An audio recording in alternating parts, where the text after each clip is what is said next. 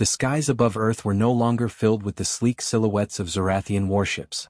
Instead, the remnants of the once mighty invasion fleet drifted aimlessly in orbit, their hulks scarred and broken, symbols of an empire brought low by a force they never understood.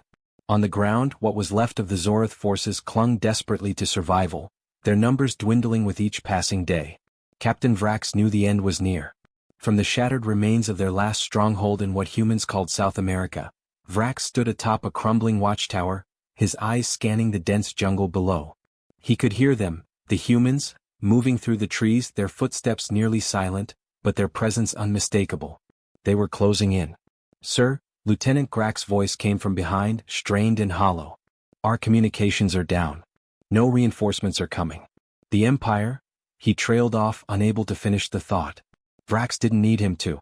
The Empire was gone, at least as far as Earth was concerned. They had underestimated this planet and its people, and now they were paying the ultimate price. "We fight to the last," Vrax said quietly, his gaze never leaving the treeline. Grax nodded, though there was little conviction in the gesture. They both knew the truth, this wasn't a battle they could win. But surrender wasn't an option, not to these humans who had turned survival into an art form. As night fell, the jungle came alive with the sounds of nature, and the subtle, almost imperceptible movements of human forces surrounding the Zoratha's final position. The soldiers under Vrax's command prepared for the inevitable, their weapons trained on the darkness, knowing it wouldn't save them. The first explosion rocked the compound just before midnight. A series of coordinated blasts tore through the outer defenses, sending debris and bodies flying. The humans didn't charge in with reckless abandon. They moved with surgical precision, slipping through breaches, picking off Zorath soldiers one by one. Their tactics were brutal, efficient, and terrifyingly effective. Vrax fought alongside his men, his plasma rifle cutting through the night, but for every human that fell, 3 more seemed to take their place. The compound became a slaughterhouse, the walls echoing with the screams of dying soldiers and the relentless staccato of gunfire. By dawn, the battle was over. Vrax found himself alone, standing amidst the ruins of what had once been a proud outpost of the Zorath Empire. The bodies of his comrades lay strewn around him, their lifeless forms a testament to the futility of their resistance. And then the humans appeared. They emerged from the jungle, silent and grim, their weapons lowered but ready. At their front was the woman Vrax had once captured, the soldier whose defiance had haunted him ever since. "It's over," she said simply, her voice carrying the weight of truth. Vrax dropped his weapon. He was beaten and he knew it. But even in defeat there was a strange sense of clarity. He stepped forward, his gaze meeting hers. "Why didn't you just kill us from orbit?" he asked, his voice hollow. The woman's eyes hardened. "Because that's not how we fight. You came to our ground. You made it personal. And when you make it personal with humans," she let the words hang in the air. Vrax understood. They didn't just fight wars. They fought for survival, for every inch of their planet, every breath of their people. It wasn't about winning battles. It was about sending a message. "You should leave," she said finally. "If any of you are left." Vrax nodded slowly. He turned, walking through the remnants of his fallen soldiers, feeling the weight of their sacrifice pressing down on him. There would be no glory in this retreat, no honor to carry back to the Zorath Empire. Only the bitter taste of defeat and the lesson learned too late. As he reached the edge of the jungle, he paused, glancing back at the humans who stood victorious. They hadn't just defended their planet. They had redefined the very nature of warfare. The message was clear. Never fight human ground forces. Because when you do, you're not just fighting soldiers. You're fighting a force of nature. And no empire, no matter how vast or powerful, can survive the wrath of a species that refuses to be conquered. Vrax disappeared into the wilderness, the last surviving officer of an invasion that had thought itself unstoppable. The Zorath Empire would remember Earth, not as a conquered world, but as the graveyard of their arrogance. And humanity's legend would echo across the stars, a warning to any who dared to set foot on their soil again. Because Earth was more than just a planet. It was a battlefield. And humans were the ultimate weapon.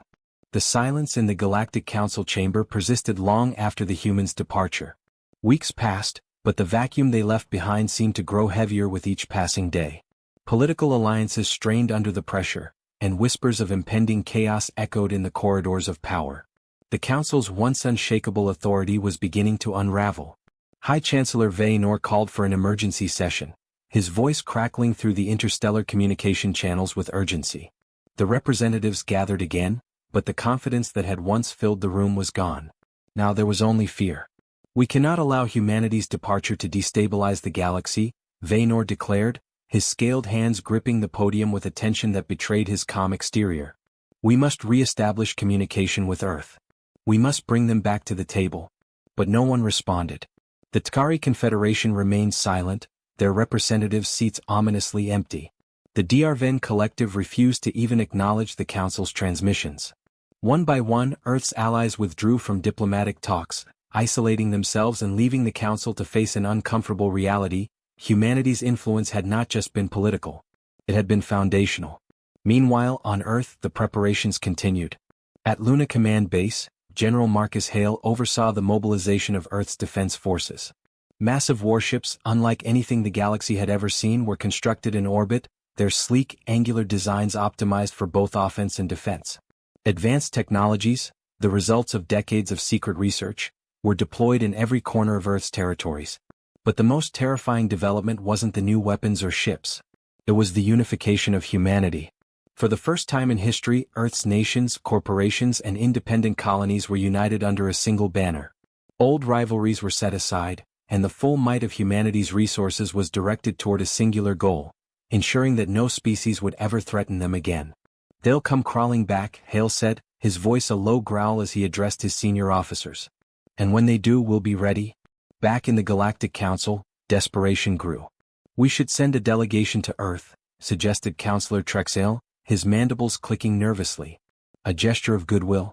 "They'll see it as weakness," countered Ithic of the Uluan Swarm, his gelatinous form quivering with anxiety. "The humans don't respect diplomacy. They respect strength." "Then what do you suggest?" Trexile snapped. "We can't let them operate unchecked." But Ithic had no answer. No one did. Because deep down they all knew the truth. Humanity had already won. Weeks turned into months. Trade routes that had once thrived under the Council's protection now faltered. Piracy surged as the Council's authority weakened, and former allies turned against each other in the scramble to fill the power vacuum. The galaxy teetered on the brink of chaos, all because of one species' decision to walk away.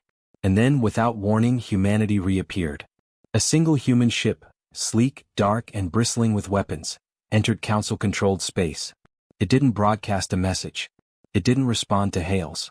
It simply appeared, a silent sentinel on the edge of the galaxy's most secure territory. The Council scrambled to respond, dispatching a fleet of warships to intercept the intruder. But as the fleet approached, something unprecedented happened. The human ship vanished. No explosions. No debris. It simply disappeared, leaving the Council's forces bewildered and afraid. Then, across every Council communication channel, a single message played. Elena Graves' voice, calm and cold, filled the airwaves. "We're watching." Panic erupted. The Council convened an emergency session, but before they could even begin to discuss their next move, reports flooded in from across the galaxy. Human ships were appearing everywhere, in trade hubs, near military installations, even in the heart of the Council's homeworld. They never attacked, never made demands. They simply appeared and then vanished, leaving a trail of fear and uncertainty in their wake. It was psychological warfare on a scale the galaxy had never seen. Back on Earth, General Hale watched the reports with grim satisfaction. "They'll break," he said, his voice a quiet promise. "And when they do, we'll be there to pick up the pieces." The Galactic Council's power crumbled.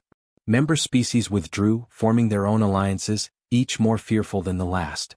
The unity that had held the galaxy together for centuries was gone, replaced by chaos and paranoia. And humanity watched. They didn't need to fight. They didn't need to conquer. They had already won the most important battle of all. The battle for fear. Because the galaxy had finally learned the lesson humanity had been trying to teach all along. You don't back a human into a corner. And when they walk away, you'll wish they hadn't. The Galactic Council's fractures deepened into gaping chasms as humanity's silent campaign of fear pressed on. Entire star systems that had once flourished under the Council's unified governance now drifted into lawlessness. Trade routes that connected distant civilizations became battlegrounds for opportunistic pirates, and former allies eyed each other with suspicion, wondering who might betray them next. But amid the chaos, something unexpected happened. A desperate plea for help. High Chancellor Vaynor, his pride battered and authority waning, initiated a final attempt to mend the galaxy's unraveling fabric. A message was sent to Earth, a formal request for negotiations. No threats, no sanctions, just an admission of the Council's vulnerability and a hope that humanity would respond. 4 days there was no reply. Then, just as the Council prepared to accept that humanity's silence was eternal, Earth responded. A single message broadcast across all Council channels. You want to talk? Then come to us. The implications were clear. The power dynamic had shifted irrevocably. If the Council wanted to salvage any semblance of stability, they would have to humble themselves before the very species they had once tried to control. A delegation was assembled, the most prestigious representatives from the remaining Council factions, including High Chancellor Vaynor himself. They boarded a heavily guarded diplomatic cruiser, its hull gleaming with the insignias of countless civilizations, and set course for Earth. As they approached Sol System, the delegation's ship was intercepted. Not by weapons. By silence. Human ships, massive, angular, and imposing, formed an unbroken blockade around the system's perimeter. They didn't aim their weapons or issue warnings. They simply hovered, a silent wall of steel and resolve. The Council's cruiser transmitted its diplomatic credentials, expecting the usual clearance procedures. Instead, a single transmission was returned. Proceed. It was an invitation and a warning all in one. The journey to Earth was tense. As the cruiser entered orbit, the delegation gazed in awe at the planet below, a world that, despite its turbulent history and countless wars, now stood united and stronger than ever. They were escorted to Luna Command Base, where they were met not by diplomats, but by General Marcus Hale himself. His presence was a statement. This was not a negotiation of equals. Humanity had all the power, and they weren't afraid to show it. "Welcome to Earth," Hale said, his voice devoid of warmth. "Let's get this over with." The delegation was led into a stark, utilitarian chamber, a far cry from the opulent halls of the Galactic Council.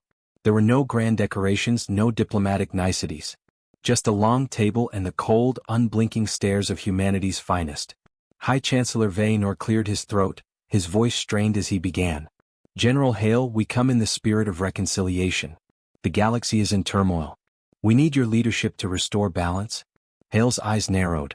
"You need us to clean up your mess," he corrected. "Let's not pretend this is anything else." Vaynor's scales darkened in embarrassment, but he pressed on. "If we work together, we can rebuild the Council's authority." "The Council?" Hale's laugh was cold and sharp. "There is no Council. Not anymore." The room fell silent. Hale leaned forward, his gaze piercing through the delegation. "Here's how this is going to work," he said. "You're going to dissolve what's left of your broken institution. You're going to acknowledge humanity as the primary authority in this galaxy. And you're going to do it because you don't have a choice." Vaynor's voice trembled as he replied. "And if we refuse?" Hale's smile was devoid of humor. "Then you'll find out why you never back a human into a corner." The weight of his words settled over the room, suffocating and undeniable. The delegation realized in that moment that humanity hadn't just walked away from the Council. They had ascended beyond it. Vaynor and his delegation returned to their ship in silence, their mission a failure before it had even begun. As they left Earth's orbit, the Chancellor looked back at the blue planet below, understanding that the galaxy's future no longer lay in the hands of the Council. It belonged to humanity. And humanity had no intention of giving it back. Back on Earth, General Hale watched their departure with a sense of finality. "Let them spread the word," he said to his officers. "The galaxy needs to understand, we're not here to negotiate. We're here to lead." And so, humanity's legend grew not through conquest but through unyielding resolve. The message was clear and it echoed across the stars. When humans walk away, the galaxy follows. Because in the end, there was no greater power than a united humanity, and no force in the universe that could stand against it. The ripples of humanity's ascension spread faster than any council edict ever had. Star systems that once clung to the old order found themselves adrift, their leaders scrambling to adapt to the new reality. The Galactic Council, or what little remained of it, had become a hollow shell, its authority shattered, its influence reduced to whispers among the stars. But humanity wasn't finished. Months after the failed negotiations, Earth's unified leadership convened to discuss the next phase. It wasn't enough to dismantle the old systems. They needed to ensure no similar threats could ever rise again. General Marcus Hale stood before the United Earth Assembly, his presence as commanding as ever. The room was filled with representatives from every corner of humanity's vast territories, military leaders, scientists, diplomats, and even former rivals now bound by a shared vision. The galaxy is watching, Hale began, his voice steady and resolute. We've shown them our strength, but strength alone isn't enough. We need to build something better. A new order, one that ensures peace through unity, not fear. The assembly erupted in agreement. The plan was set in motion. Across the galaxy, humanity began to establish the Terran Accord, a new governing body that welcomed any species willing to embrace mutual respect and cooperation. But the terms were clear: humanity would lead, and any attempt to undermine that authority would be met with swift, decisive action. Surprisingly, many species accepted the offer. The chaos left in the Council's wake had made survival uncertain, and humanity's stability was an irresistible beacon.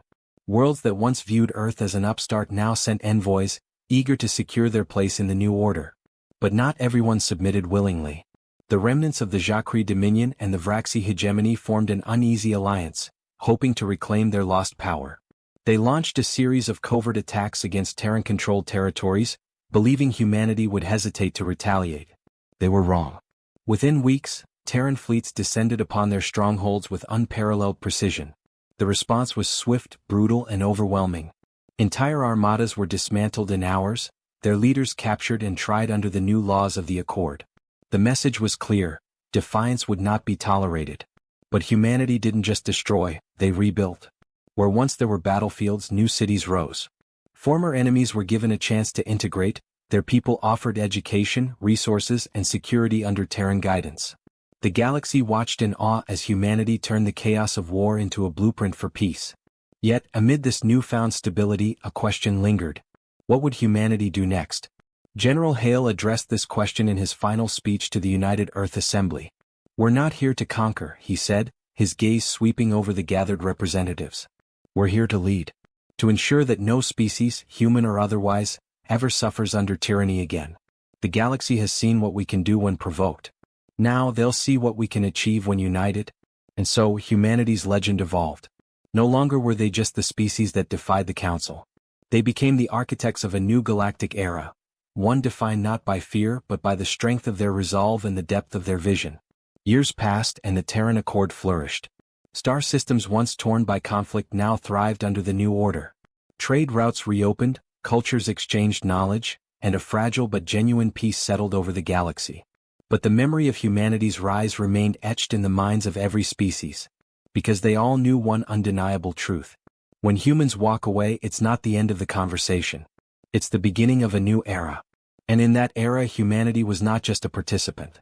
They were the future. The galaxy had learned its lesson well: you never underestimate humans.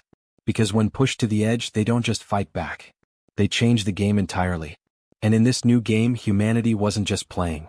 They were writing the rules.